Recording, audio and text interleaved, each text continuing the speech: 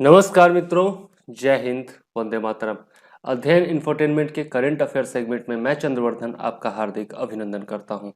आज हम लोग देखने वाले हैं मई 2020 का करंट अफेयर्स, जो कि स्पेशल है बिहार करंट अफेयर्स। मतलब बिहार में मई 2020 में कोई भी जो घटना घटी है उसके बारे में हम लोग इस वीडियो में देखने वाले हैं। और इससे पहले जनवरी से अप्रैल तक का भी टोटल वीडियो अपलोड कर दिया गया है। और साथ में बिहार स्पेशल जो आपका इतिहास है, प्राचीन बिहार का इतिहास और मध्यकालीन बिहार का इतिहास, यह भी आपको अपलोड कर दिया गया है। तो वह भी वीडियो जरूर देख लीजिए, वह भी बहुत ज़्यादा लाभदायक होने वाला है आगामी जो बीपीएससी का एग्ज़ाम होने वाला है उसके लिए। आप जानते हैं कि बीपीएससी का जो एग्ज़ाम होता है उसके पीटी में आपका बिहार स्पेशल से बहुत सारे करंट अफेयर्स पूछे जाते हैं। इसके अलावा बिहार स्पेशल जीएस भी पूछे जाते हैं, इतिहास, भूगोल इत्यादि जो है, बिहार का बजट जो है, यह सब भी बहुत अधिक मात्रा में पूछा जाता है। तो लगभग 30 से 35 प्रश्न जो होते हैं वह इस सेगमेंट में होते हैं। और एक एक प्रश्न जो होता है वह इंपॉर्टेंट होता है। जैसा आप जानते हैं, जब कट ऑफ निर्धारित होता है उस समय एक एक नंबर का बहुत ज़्यादा महत्व होता है। तो 35 क्वेश्चन मामूली नहीं होते हैं। अगर इस सेगमेंट का तैयारी आप बहुत अच्छे से कर लेते हैं तो आप अन्य विद्यार्थियों से आगे निकल सकते हैं। और इसीलिए यह सीरीज मैंने शुरू किया है। तो सारे वीडियोज को ध्यान से देखिए, और अगर नोट्स चाहिए तो वो भी आप मामूली शुल्क पर मुझसे ले सकते हैं। 9525360283 पर व्हाट्सएप कर सकते हैं आप, ठीक है। तो आइए शुरू करते हैं आज का अपना वीडियो, जिसमें हम लोग देखने वाले हैं मई 2020 के बिहार स्पेशल करंट अफेयर्स। सबसे पहला पॉइंट है, देश का पहला अत्याधुनिक हाई पावर विद्युत रेल इंजन जो परिचालित किया गया है वह कहाँ बनाया गया। तो मधेपुरा बिहार में इसका निर्माण किया गया है, ठीक है। यह बहुत ज़्यादा इंपॉर्टेंट है, चूंकि देश का पहला है और वो भी मधेपुरा बिहार में निर्मित है, इसलिए बहुत ज़्यादा इंपॉर्टेंट है। याद रखिएगा, अत्याधुनिक हाई पावर विद्युत रेल इंजन है, मतलब इलेक्ट्रिक रेल इंजन है यह, ठीक है। यह भी इंपॉर्टेंट है। भारतीय रेलवे ने, और इसका क्षमता क्या है, 12,000 HP, 12,000 HP इसका क्षमता है। इस तरह का एक और क्वेश्चन पूछा जा चुका है पहले बीपीएससी में, इसलिए यह भी बहुत ज़्यादा इंपॉर्टेंट पॉइंट हो जाता है। 12,000 HP जो है इसका क्षमता है, ठीक है। 9 मई 2020 को इसका परिचालन किया गया। मेक इन इंडिया पहल के तहत फ्रांसीसी कंपनी एल्स्टॉम के द्वारा इसे निर्मित किया गया है, ठीक है। मतलब भारत में निर्मित किया गया है, तो स्वदेशी है यह, ठीक है। आगे देख लेते हैं, मधेपुरा का विद्युत रेल इंजन कारखाना गुणवत्ता एवं सुरक्षा के उच्चतम मानकों के साथ तैयार की गई सबसे बड़ी एकीकृत नई यानी कि ग्रीनफील्ड यूनिट है, ठीक है। तो यह भी इंपॉर्टेंट पॉइंट है। 120 लोकोमोटिव इंजनों की उत्पादन क्षमता है इसकी, ठीक है। मतलब प्रति वर्ष जो है 120 लोकोमोटिव इंजन इससे निर्मित किए जा सकते हैं, और यह 250 एकड़ क्षेत्र में विस्तृत है। तो कुछ इंपॉर्टेंट पॉइंट्स हैं इसके बारे में, इंपॉर्टेंट है, याद रखिएगा। आगे देख लेते हैं, सीड्स नामक संस्था जो है उसे WHO विश्व स्वास्थ्य संगठन के पुरस्कार हेतु उसका चयन किया गया है, सीड्स संस्था का। सीड्स का फुल फॉर्म है आपका हिंदी में आर्थिक और शैक्षिक विकास समाज, आर्थिक और शैक्षिक विकास समाज। तंबाकू का उपयोग नियंत्रित करने हेतु बिहार एवं झारखंड के क्षेत्रों में सीड्स नामक संस्था जो है वह कार्यरत है। तो यह इंपॉर्टेंट पॉइंट है। वैश्विक वयस्क तंबाकू सर्वेक्षण 2017 के अनुसार पिछले 8 वर्षों में तंबाकू उपयोगकर्ताओं की संख्या बिहार में 53.5% से घटकर 25.9% हो गई है। तो यह बहुत बड़ा अचीवमेंट है। तो फिलहाल में 25.9% लोग जो है वो बिहार में सेवन करते हैं तंबाकू का। यह भी इंपॉर्टेंट पॉइंट है, याद रखिएगा, ठीक है। और सीड्स नामक संस्था को WHO पुरस्कार के लिए चयनित किया गया है विश्व तंबाकू दिवस के अवसर पर, ठीक है। आगे देख लेते हैं, सहरसा की मत्स्य गंधा झील को का पुनरुद्धार करने का फैसला किया गया है, ठीक है। सहरसा की मत्स्यगंधा झील कहाँ स्थित है, यह क्वेश्चन बन सकता है। तो यह सहरसा में स्थित है, ठीक है। लघु सिंचाई विभाग ने इसके लिए 7.47 करोड़ की योजना मंजूर की है, और यह जो है जल जीवन हरियाली योजना के तहत जीर्णोद्धार इसका किया जा रहा है। जल जीवन हरियाली योजना के तहत आप जैसा देखते हैं कि पोखर हो गया, छोटा मोटा तालाब हो गया, इन सब का जीर्णोद्धार किया जा रहा है। तो उसी के तहत सहरसा के मत्स्यगंधा झील का भी पुनरुद्धार करने का फैसला लिया गया है। सहरसा जिले के 70 कटैया प्रखंड के मत्स्यगंधा झील की लंबाई 1500 मीटर तथा चौड़ाई जो है वह 200 मीटर है। तो इसका जो डायमीटर है यह भी आपका डायमेंशन वगैरह दिया हुआ है, ठीक। आगे देख लेते हैं, यूआईडी अथॉरिटी द्वारा जनसंख्या का अनुमानित आंकड़ा जारी किया गया है। ठीक है, यूआईडी अथॉरिटी जो कि भारत सरकार के अंतर्गत है, तो उसके अनुसार जो है जनसंख्या का अनुमानित आंकड़ा जारी किया गया है और इसके आंकड़े के अनुसार बिहार की जनसंख्या जो है वह देश में दूसरे स्थान पर है। ठीक है, तो यह बहुत ज़्यादा इंपॉर्टेंट पॉइंट है, याद रखिएगा कि बिहार जो है वह जनसंख्या की दृष्टि से दूसरे स्थान पर पहुंच गया है। उत्तर प्रदेश पहले स्थान पर है, महाराष्ट्र तीसरे स्थान पर है और पश्चिम बंगाल चौथे स्थान पर है। पहले महाराष्ट्र दूसरे स्थान पर हुआ करता था, जिसे पीछे छोड़ करके बिहार जो है वह दूसरे स्थान पर पहुंच गया है। हालांकि यह कोई अचीवमेंट नहीं है, लगभग बुरी ही बात है, जनसंख्या का बढ़ना बड़ा हानिकारक होता है, लेकिन फिर भी जो है सो है बिहार जो है इस मामले में दूसरे स्थान पर पहुंच गया है। ठीक, याद रखिएगा। 10वें दादा साहब फाल्के फिल्म फेस्टिवल 2020 में सर्वश्रेष्ठ अभिनेता का पुरस्कार किसको दिया गया है? तो सत्यकाम आनंद को दिया गया है, जो कि बिहार से संबंधित है। ठीक है, आरा शहर और भोजपुर जिला से यह संबंधित है। ठीक है, इसलिए याद रखिएगा। और भी बहुत सारे लोगों को दिया गया होगा पुरस्कार, लेकिन चूंकि ये बिहार से संबंधित है इसलिए यह ज़्यादा इम्पोर्टेंट हो जाता है। और 2020 में जो दादा साहेब फाल्के फिल्म फेस्टिवल आयोजित हुआ था वह 10वां आयोजन था, यह भी याद रखिएगा। नाम इनका याद रखिएगा, सत्यकाम आनंद, और कहाँ से है तो आरा शहर भोजपुर जिला से है। ठीक है, और इनकी फिल्म का क्या नाम है जिसके लिए इनको पुरस्कार दिया गया? तो लघु film command and I shall obey. Command and I shall ओबे मतलब हिंदी में बोले तो आप निर्देश करो और मैं उसका पालन करूंगा। ठीक है, तो कमांड एंड आई शैल ओबे के लिए उन्हें यह पुरस्कार मिला है, और इस फिल्म की निर्देशिका कौन है? निर्देशिका जो है, डायरेक्टर जो है वह नीरू खेरा है। यह भी याद रखिएगा, नीरू खेरा। फिल्म का नाम भी याद रखिएगा, डायरेक्टर का भी नाम याद रखिएगा और सत्यकाम आनंद का नाम तो याद रखना ही है। ठीक है, सत्यकाम आनंद जो है वह गैंग्स ऑफ वसेपुर नामक फिल्म में अभिनय करने के कारण जो है वह प्रसिद्ध हुए थे। ठीक है, तो यह भी इंपॉर्टेंट पॉइंट है। आगे देख लेते हैं, नेक्स्ट पॉइंट है G9 नामक केले की नई प्रजाति का विकास किया गया है बिहार कृषि विश्वविद्यालय भागलपुर के द्वारा, जो कि सबौर भागलपुर में स्थित है। ठीक है, इसके बारे में बहुत बार हम लोग पढ़ चुके हैं। तो G9 नामक केले की नई प्रजाति का विकास इसके द्वारा किया गया है। बिहार के 5 जिलों में पनामा बिल्ट रोग से केले को बचाने के लिए केले की नई प्रजाति G9 लगाई जाएगी। ठीक है, तो यह जो रोग है पनामा बिल्ट रोग, यह किस फसल से संबंधित है? तो केले की फसल से संबंधित है। और केले की नई प्रजाति क्या नाम है? तो G9 नाम है। किसने विकास किया है? तो बिहार कृषि विश्वविद्यालय भागलपुर के द्वारा विकसित किया गया है, जो कि सबौर में स्थित है।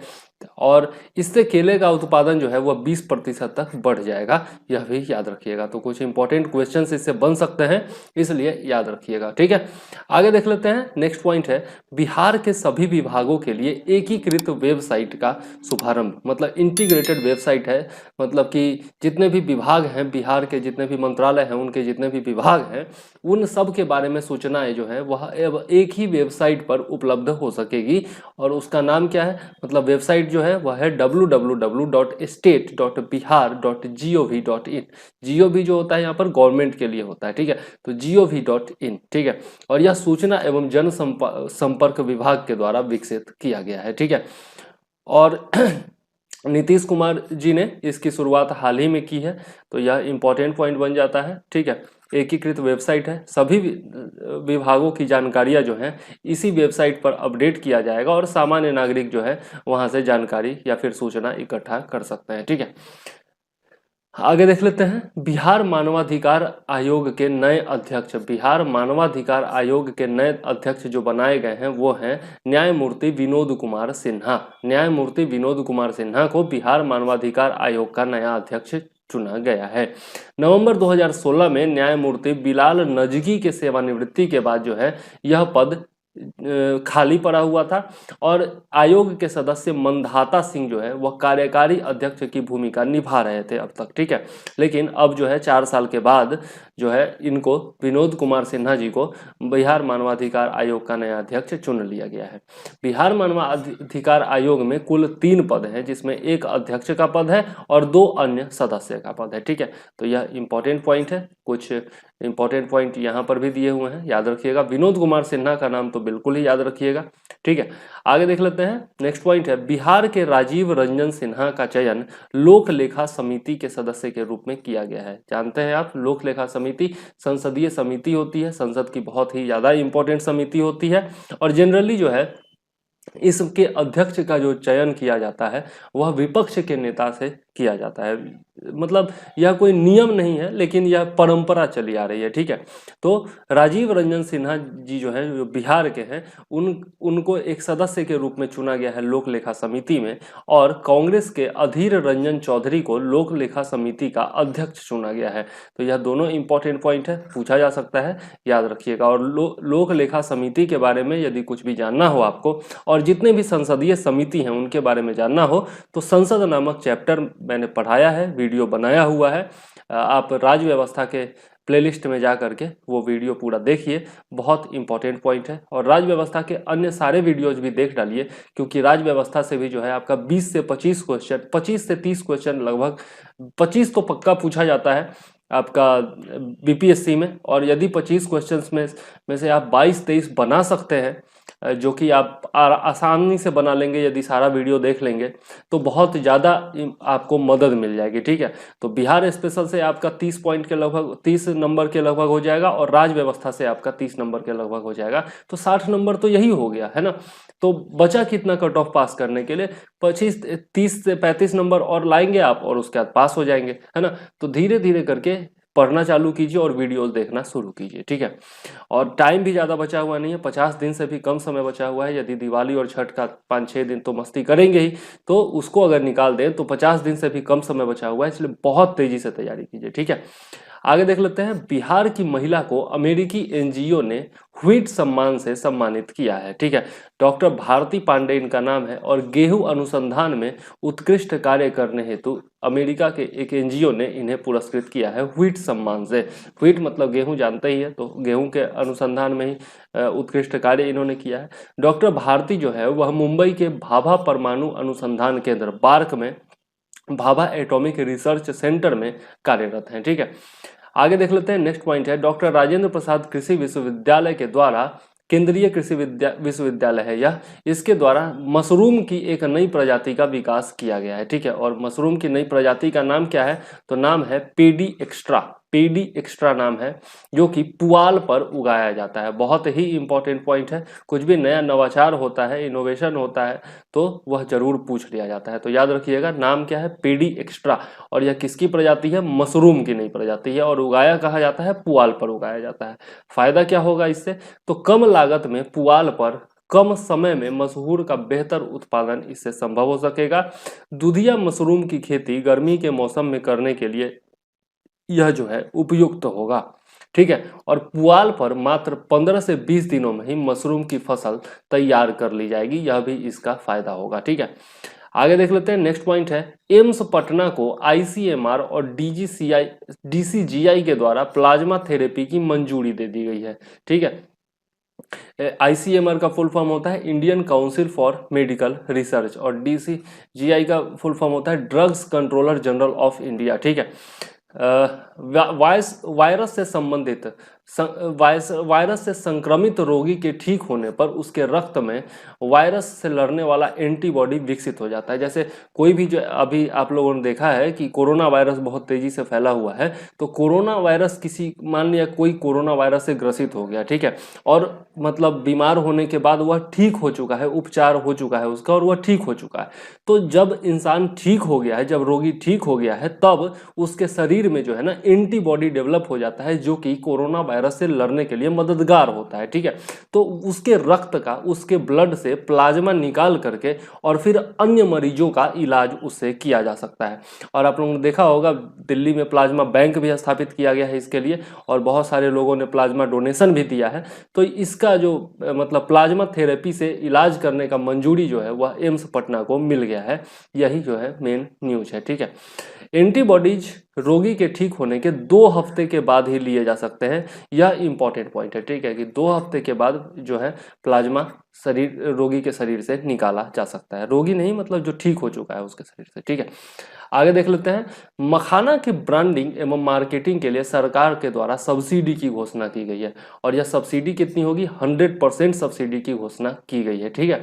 लॉकडाउन से पैदा हुए आर्थिक हालात से निपटने हेतु केंद्र सरकार के द्वारा जारी 20 लाख करोड़ के आर्थिक पैकेज के तहत बिहार में मखाना, शहद और शाही लीची की ब्रांडिंग पर जोर दिया गया है। जैसा हम लोग जानते हैं, लॉकडाउन में जो है देश की अर्थव्यवस्था की हालत बहुत ज़्यादा खराब हो गई थी, और इसी कारण से आत्मनिर्भर पैकेज मोदी जी ने घोषित किया था 20 लाख करोड़ का, और उसी के तहत जो है बिहार में भी फंडिंग दी गई होगी, और उसके कारण जो है उस फंडिंग का उपयोग करने के लिए मखाना, शहद और शाही लीची की ब्रांडिंग पर जोर दिया जा रहा है। और इसी के तहत जो है मखाना का ब्रांडिंग एवं मार्केटिंग के लिए 100% की सब्सिडी बिहार सरकार ने घोषित की है, ठीक है। तो इंपॉर्टेंट पॉइंट है।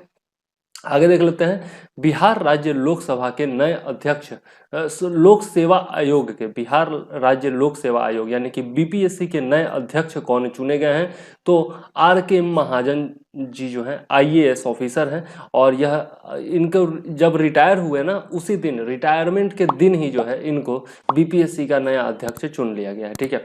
और पहले जो अध्यक्ष थे उनका नाम क्या था, तो शिशिर सिन्हा था, ठीक है। जुलाई में ये रिटायर होने वाले हैं, तो जुलाई से आर.के. महाजन जी जो है अपना कार्यभार संभाल लेंगे, ठीक है। तो हम लोग का एग्जाम जो होगा इस बार आर.के. महाजन जी ही, उन्हीं के नेतृत्व में लिया जाएगा, ठीक है। पहले जो थे वो शिशिर सिन्हा थे।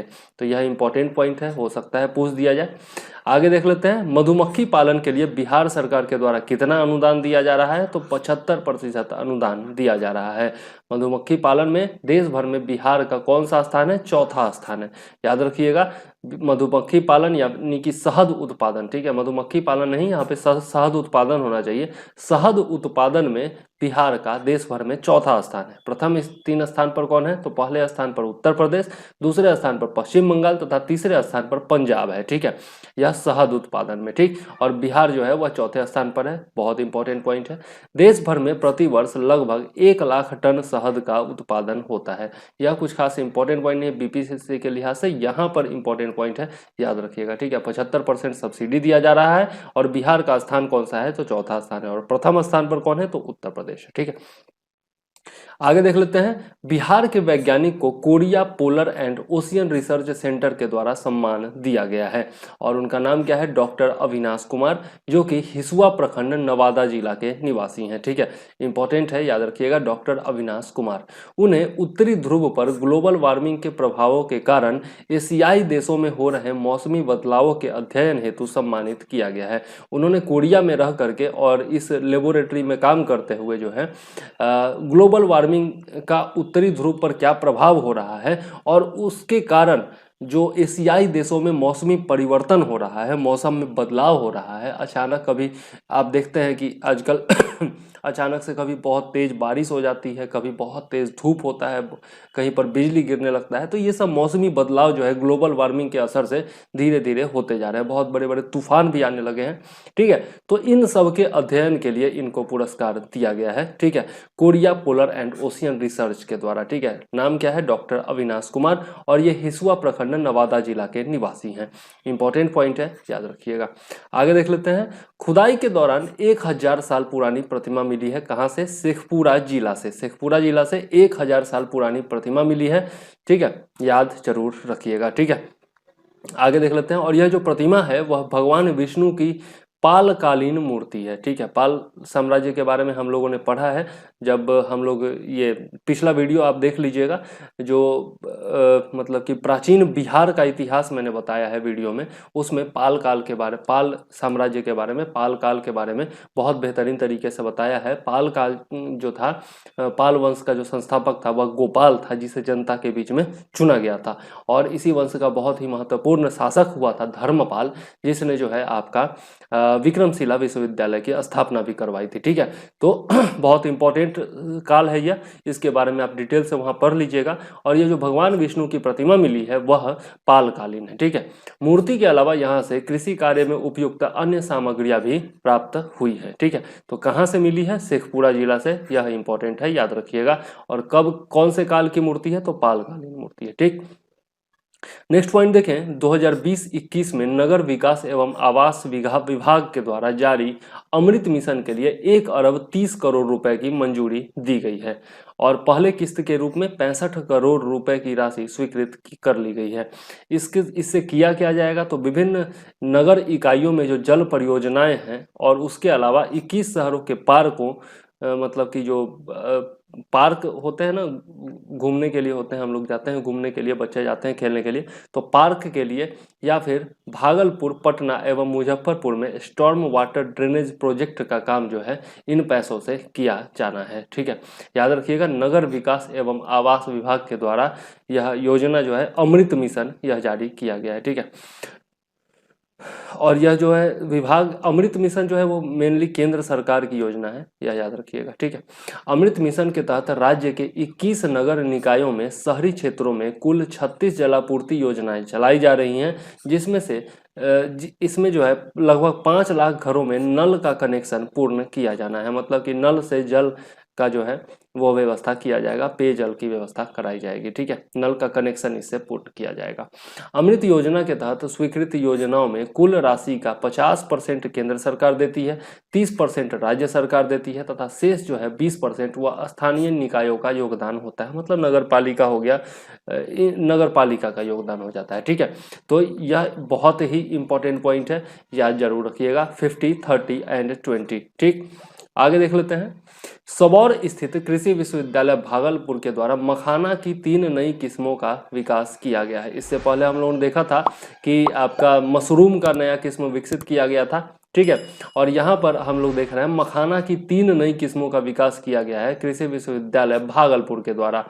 और तीनों का नाम क्या है, तो पहला है सरना, दूसरा है वैदेही या विदेही तथा तीसरा है सबौर 01। ठीक है, तो याद रखिएगा, इंपॉर्टेंट है। ठीक है, यह तीनों में से कोई भी दे देगा और पूछेगा किसका प्रजाति है, तो यह जो है मखाना का प्रजाति है। ठीक, और इससे पहले हम लोगों ने देखा है कि मखाना की ब्रांडिंग एवं मार्केटिंग के लिए 100% सब्सिडी भी दी जा रही है बिहार सरकार के द्वारा। नेक्स्ट पॉइंट देख लेते हैं। बिहार पुलिस एसोसिएशन की 100वीं वर्षगांठ मनाई गई। कब मनाई गई? 20 मई 2020 को मनाई गई। ठीक है, बिहार पुलिस एसोसिएशन, यह जो है बिहार, झारखंड और ओडिशा में एसोसिएशन जो है, यह पुलिस एसोसिएशन वह मूल रूप से ब्रिटिश इंडिया पुलिस एसोसिएशन था इसका नाम, जिसे 1924 में ब्रिटिश शासन से आधिकारिक मान्यता मिली थी। ठीक है, तो यह याद रखिएगा 1924।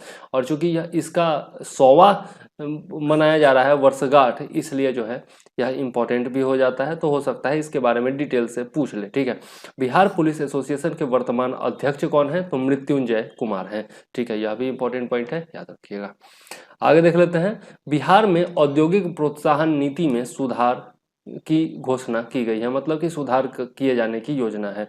राज्य कैबिनेट ने बिहार औद्योगिक निवेश संवर्धन नीति 2016 में संशोधन करके 26 लाख से लेकर 500 करोड़ रुपए की सीमा में राज्य में निवेश करने पर टैक्स में छूट देने के सरकार के प्रस्ताव को मंजूरी दे दी है। कहने का मतलब है कि 26 लाख से 500 करोड़ तक का अगर निवेश राज्य में होता है तो उस पर टैक्स में छूट दिया जाएगा। ठीक है, और इसके लिए बिहार औद्योगिक निवेश संवर्धन नीति 2016 में संशोधन किया गया है। ठीक है, संशोधन के बाद निवेशकों को केंद्र की प्रोत्साहन नीति के अनुरूप जो है वह लाभ मिलेगा। सभी जिलाधिकारियों को जिला औद्योगिक नवाचार योजना के तहत धनराशि प्रदान की जाएगी। इसके अलावा राज्य के सार्वजनिक क्षेत्र के उपकरण जो PSUs हैं, पब्लिक सेक्टर यूनिट्स हैं, वो अब 2 औद्योगिक क्लस्टर्स विकसित कर सकेंगे। तो संशोधन के क्या लाभ हैं, संशोधन के बाद क्या क्या बदलाव आएगा, यह यहाँ पर दिया हुआ है, इंपॉर्टेंट है, देख लीजिएगा, याद रखिएगा। ठीक है, नेक्स्ट है पश्चिमी कोसी नहर परियोजना सहित सॉरी इसी में है, संशोधन के बाद क्या होगा कि पश्चिमी कोसी नहर परियोजना सहित 3 विभिन्न परियोजनाओं पर 2746.09 करोड़ के व्यय के संबंध में जल संसाधन विभाग के प्रस्ताव को मंजूरी दे दी गई है। मतलब इसमें जो है, यह जो कैबिनेट का वो बैठक हुआ था उसमें इस प्रोजेक्ट को भी मंजूरी दी गई है, पश्चिमी कोसी नहर परियोजना, और उसके अलावा 3 विभिन्न परियोजनाओं के लिए 2746.09 करोड़ के व्यय के संबंध में जल संसाधन विभाग के प्रस्ताव को भी मंजूरी दे दी गई है। ठीक है, यह भी याद रखिएगा। आगे देख लेते हैं। केंद्र सरकार के द्वारा टॉप टू टोटल योजना की शुरुआत की गई। टॉप टू टोटल योजना की शुरुआत की गई है। इसके तहत ऑपरेशन ग्रीन का विस्तार जो है वह टमाटर, प्याज, आलू से बढ़ाकर, मतलब पहले जो है ऑपरेशन ग्रीन के अंतर्गत टमाटर, प्याज और आलू ही सम्मिलित थे, लेकिन अब जो है इन्हें यह जो ऑपरेशन ग्रीन है उसे सभी फल सब्जियों के लिए लागू कर दिया जाएगा। ठीक है, यह याद रखिएगा। पहले केवल टमाटर, प्याज और आलू पर लागू था। ठीक है, टॉप टू टोटल योजना नाम है इसका। इसके तहत जो है 50% सब्सिडी सरप्लस से कम वाले बाजार में परिवहन हेतु दिया जाएगा। मतलब ऐसा बाजार जिसमें सरप्लस होता है इन सामानों का, उसमें 50% सब्सिडी दिया जाएगा परिवहन के लिए। परिवहन कहने का क्या मतलब कि स्टॉक को, अपना जो आपका माल है, स्टॉक है, उसको उन बाजारों तक पहुंचाने के लिए। ठीक है, तो इसके लिए 50% सब्सिडी दिया जाएगा और 50% सब्सिडी दिया जाएगा किस चीज़ के लिए? कोल्ड स्टोरेज के लिए, मतलब उनके भंडारण के लिए। अपना जो माल है आपका उसके भंडारण के लिए। माल का क्या मतलब? जो फल और सब्जी है उसके भंडारण के लिए। तो यहाँ पर 50% प्लस 50% सब्सिडी दिया जाएगा। और मोदी सरकार द्वारा इस योजना पर 500 करोड़ रुपए आवंटित किए गए। ठीक है, यह भी इंपॉर्टेंट है, याद रखिएगा। टॉप टू टोटल योजना केंद्र सरकार के द्वारा, और इसमें सभी फल सब्जियों को शामिल कर लिया गया है। पहले जो है केवल टमाटर, आलू और प्याज इसमें शामिल था। और यह योजना इसलिए चलाया गया था ताकि सालों भर जो है आपका टमाटर, आलू और प्याज, जो कि आप जानते हैं कि टमाटर, आलू और प्याज जो है वह किसी भी सब्जी में को बनाने के लिए ज़रूरी हो जाता है। टमाटर, आलू ये तो, और प्याज जो है उसके बिना सब्जी बनती नहीं है। तो इनका जो है जो उपयोग होता है वो सर्वाधिक होता है खाना बनाने में, ठीक है, या सब्जी बनाने में। तो इन तीनों को ही इसमें शामिल किया गया था ताकि इनकी सालों भर उपलब्धता सुनिश्चित हो, और दूसरा चीज़ कि इनका जो कीमत हो वह एक समान बना रहे साल भर। ठीक है, तो इसके लिए टॉप टू टोटल योजना शुरू की गई थी, और इसको जो है अब सभी सब्जियों और फलों पर लागू कर दिया गया है। ठीक, आगे देख लेते हैं। बिहार प्रदेश खाद्य मंत्रालय में सलाहकार के पद पर किनकी नियुक्ति की गई है? तो संगीता सिन्हा की नियुक्ति की गई है बिहार प्रदेश खाद्य मंत्रालय में सलाहकार के पद पर। और यह जो है खगौल स्थित एम्ब्रोसिया अकादमी में निर्देशिका थी। ठीक है, तो कुछ खास इंपॉर्टेंट पॉइंट नहीं है, लेकिन नाम याद रख लीजिएगा, संगीता सिन्हा। मधुबनी की शकुंतला देवी डकैत पर बायोपिक फिल्म बन रही है। ठीक है, शकुंतला देवी जो है वह डकैत है, उनके रियल लाइफ स्टोरी पर जो है एक बायोपिक फिल्म का निर्माण किया जा रहा है। और ये शकुंतला देवी कहाँ की हैं?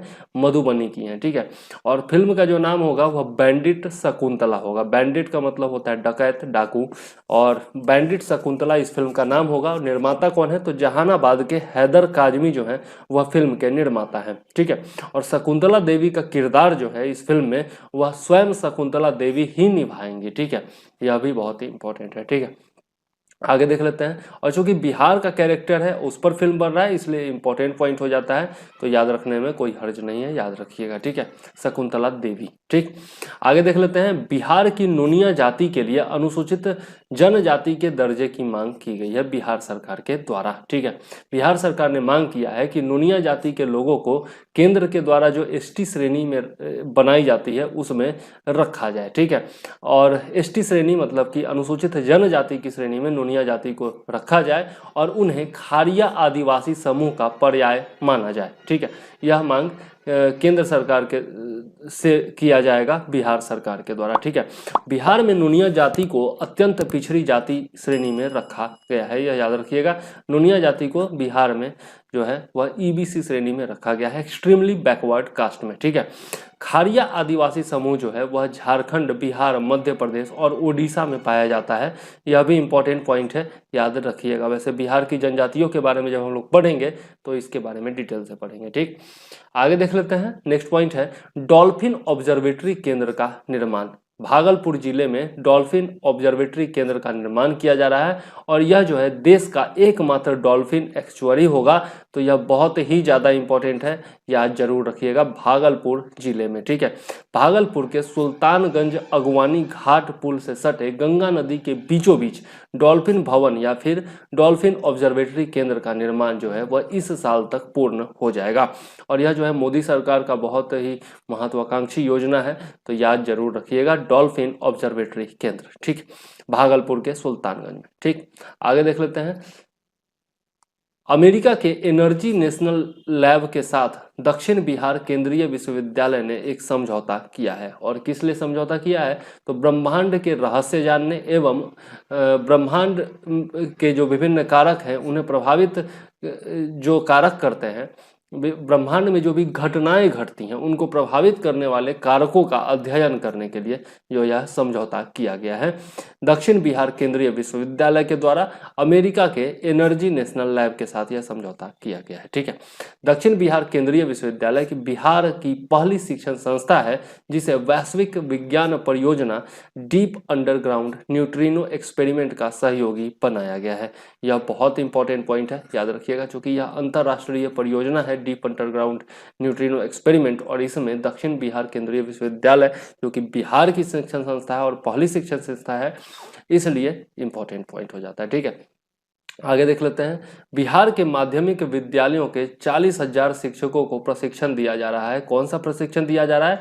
तो निष्ठा ट्रेनिंग इसका नाम है, national initiative for school heads and teachers holistic advancement. मतलब जो आपके विद्यालयों के प्रधानाचार्य हैं, हेड मतलब कि जो प्रमुख हैं, और जो टीचर्स हैं उनके समावेशी विकास के लिए, समावेशी एडवांसमेंट के लिए जो है यह एक राष्ट्रीय पहल है। ठीक है, इसका यही मतलब हो गया हिंदी में।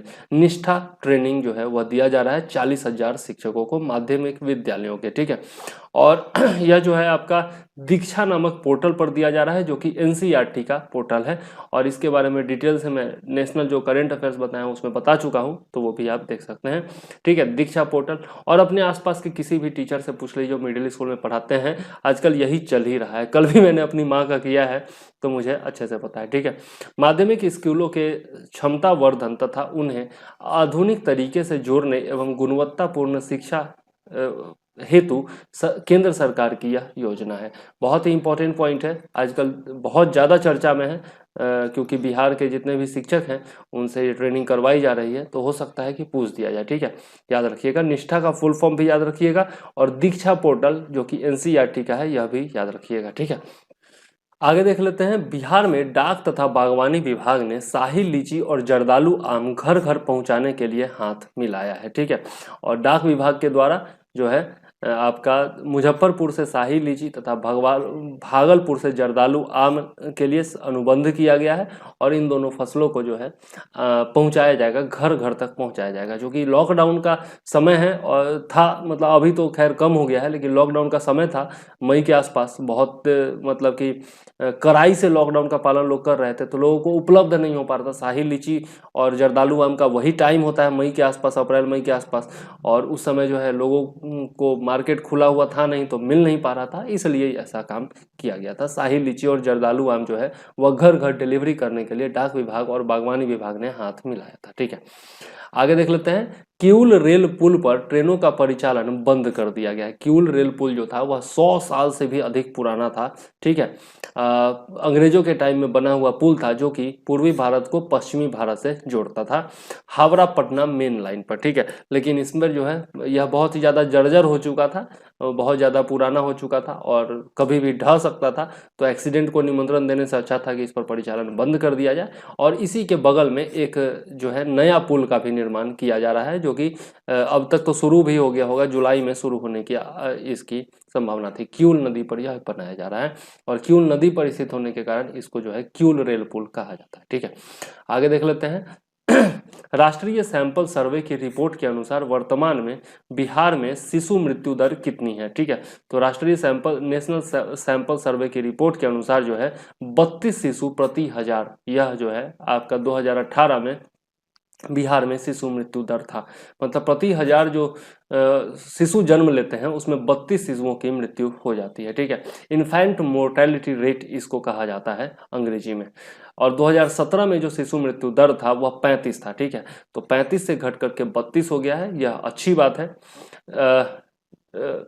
32 हो गया है। ठीक है, अब बिहार में शिशु मृत्यु दर जो है वह राष्ट्रीय औसत के बराबर हो गया। पहले उससे मतलब कि ज़्यादा शिशुओं की मृत्यु हो जाती थी तो बात गड़बड़ था, लेकिन अब राष्ट्रीय औसत के कम से कम बराबर आ गया है, तो धीरे धीरे इसमें प्रगति हो रही है। ठीक है, आगे देख लेते हैं, वित्तीय वर्ष 2020-21 के पहली तिमाही में बिहार सरकार के द्वारा सामान्य भविष्य निधि के लिए कितना ब्याज निर्धारित किया गया है? तो 7.1% ब्याज जो है वो निर्धारित किया गया है सामान्य भविष्य निधि के लिए। ठीक है, पहली तिमाही यानी कि अप्रैल से जून तक की अवधि के लिए सार्वजनिक भविष्य निधि यानी कि पीपीएफ, पब्लिक प्रोविडेंट फंड पर ब्याज दर को 7.9% से घटाकर 7.1% कर दिया गया है। ठीक है, इंपॉर्टेंट है, याद रखिएगा। राष्ट्रीय बचत प्रमाण पत्र एनएससी, नेशनल सेविंग सर्टिफिकेट की दर को भी 7.9% से घटाकर 6.8% कर दिया गया है। यह भी इंपॉर्टेंट पॉइंट है, याद जरूर रखिएगा। ठीक है, इंपॉर्टेंट है। आगे देख लेते हैं, चमकी बुखार एईएस, एक्वायर्ड इंसेफ्लाइटिस सिंड्रोम इसको कहा जाता है, एक्वायर्ड इंसेफ्लाइटिस सिंड्रोम एईएस, और इसी को जो है देहाती भाषा में चमकी बुखार कहा जाता है। और इससे निपटने के लिए जो है रिसर्च सेंटर की स्थापना कहाँ की जा रही है?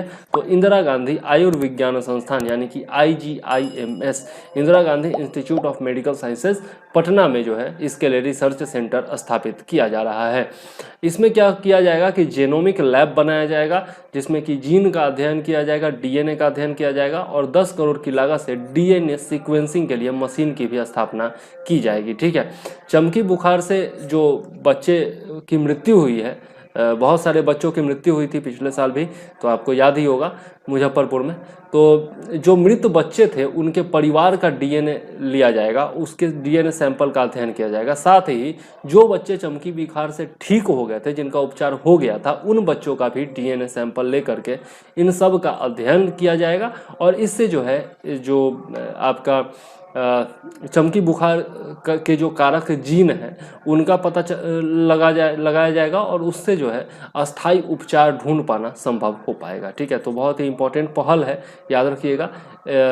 IGIMS पटना में इसके लिए रिसर्च सेंटर की स्थापना की जा रही है। ठीक है, नेक्स्ट पॉइंट है, intelligent solid waste management project की शुरुआत कहाँ की गई है? तो पटना नगर निगम के द्वारा पटना में की गई है intelligent solid waste management project. Intelligent मतलब तेज, सॉलिड वेस्ट मैनेजमेंट मतलब कि जो ठोस कचरा होता है उसके प्रबंधन के लिए यह परियोजना शुरू की गई है। और इसमें क्या होगा कि जितने भी लोग होंगे पटना नगर निगम में, जितने भी घर होंगे और जो भी आपका बिल्डिंग होगा, उसके बाहर एक QR कोड लगा दिया जाएगा। ठीक है, और जितने भी जो कचरा प्रबंधन करने वाले लोग होंगे, अधिकारी होंगे, उनके पास QR कोड स्कैनर होगा और मोबाइल फ़ोन होगा। ठीक है, स्मार्टफोन होगा। ठीक, अब QR कोड लगा हुआ है और कचरा उठाया वहाँ से, घर के बाहर से, और उसके बाद QR कोड स्कैन कर दिया। QR कोड स्कैन करते ही जो है SMS जो है घर के मालिक के पास चला जाएगा या फिर बिल्डिंग के मालिक के पास चला जाएगा कि हाँ भैया आपके यहाँ से जो है कचरा उठा लिया गया है। ठीक है, इसके अलावा क्या होगा कि जो कचरा वाला गाड़ी होगा उसको ट्रैक करने का भी सिस्टम होगा। ठीक है, मतलब मोबाइल में एक एप्लीकेशन के जरिए जो है आप उसको ट्रैक कर सकते हैं। तो इससे पता चल जाएगा कि कचरा का गाड़ी जो है वो आपके घर से कितनी दूर है। अब कुछ दूर पर होगा तो उससे पहले ला करके कचरा आप अपने घर के बाहर रख देंगे ताकि कचरा जो है वो उठाया जा सके। तो इसीलिए इसको intelligent solid waste management project कहा गया है। ठीक है, आगे देख लेते हैं, कोबास मशीन से कोरोना के 5000 सैंपल्स की रोज होगी जांच। कोरोना के सैंपल की जांच जो है वह पहले CBNET, CBNET, RT-PCR मशीन और ट्रू नेट मशीनों के से जो हो रही थी, तो उससे इसकी क्षमता बहुत ज़्यादा कम थी। लेकिन अब कोबास मशीन का इस्तेमाल किया जाएगा कोरोना के सैंपल्स की जांच के लिए, जिससे 5000 सैंपल्स की रोज जांच की जा सकेगी और जांच में तेजी आएगी। तो उससे जो है कोरोना से निपटने में भी मदद मिलेगी। ठीक है, कोबास मशीन जो है वह food and drug administration America के द्वारा अनुमोदित है, मतलब उससे जो है सर्टिफाइड है। इसके अलावा कोबास मशीन से RNA एक्सट्रैक्शन और RT-PCR दोनों प्रकार के टेस्ट किए जा सकते हैं, और इससे जो है ऑटोमेटिक और मैनुअल दोनों तरह के टेस्ट संभव है। ठीक है, तो यह बहुत ज़्यादा इंपॉर्टेंट मशीन है, नाम याद रखिएगा, कोबास मशीन। ठीक है, तो इसके साथ ही हमारा जो है मई महीने का करंट अफेयर्स यहाँ पर समाप्त होता है, और इसके बाद हम लोग जो है जल्दी ही जून का करंट अफेयर्स देखेंगे। और अगला जो वीडियो आएगा उसमें हम लोग आधुनिक बिहार का इतिहास देखेंगे, स्वतंत्रता संग्राम में बिहार के योगदान के बारे में देखेंगे, जिससे बहुत सारा क्वेश्चन पूछा जाता है। जब आप PT का सिलेबस देखेंगे तो उसमें BPSC जो है वो सिर्फ इतना लिखता है स्वतंत्रता संग्राम में बिहार का योगदान, बाकी तो वो कुछ लिखता ही नहीं है। ठीक है, तो इसलिए बहुत ज़्यादा इंपॉर्टेंट होगा अगला जो अपना वीडियो होगा, शायद 2 या 3 पार्ट में बनाना पड़े क्योंकि लंबा है ये, ठीक है। मध्यकालीन बिहार का इतिहास और प्राचीन बिहार का इतिहास इससे पहले दे चुका हूँ, तो वो भी आप देख लीजिए। बिहार स्पेशल जितना भी होगा सब का नोट्स मैं खुद बना रहा हूँ, 4-4 किताबों से बना रहा हूँ, तो बहुत ही ज़्यादा इंपॉर्टेंट है, ठीक है। आप वीडियो जरूर देखिए, अगर खुद से नोट्स तैयार कर सकते हैं तो कीजिए, अगर नहीं कर सकते हैं तो पीडीएफ यदि चाहिए तो मुझसे मामूली शुल्क पर आप पीडीएफ भी ले सकते हैं, ठीक है। और उसके लिए 9525360283 पर आप मैसेज कर सकते हैं, ठीक है। और ठीक है, तो अब यहाँ पर करते हैं वीडियो समाप्त। और वीडियो अगर पसंद आता है तो लाइक कीजिए, शेयर कीजिए, सब्सक्राइब कीजिए और दोस्तों को भी जोड़िए ताकि वो भी लाभान्वित हो सके। और मुझे दीजिए इजाज़त। जय हिंद, वंदे मातरम।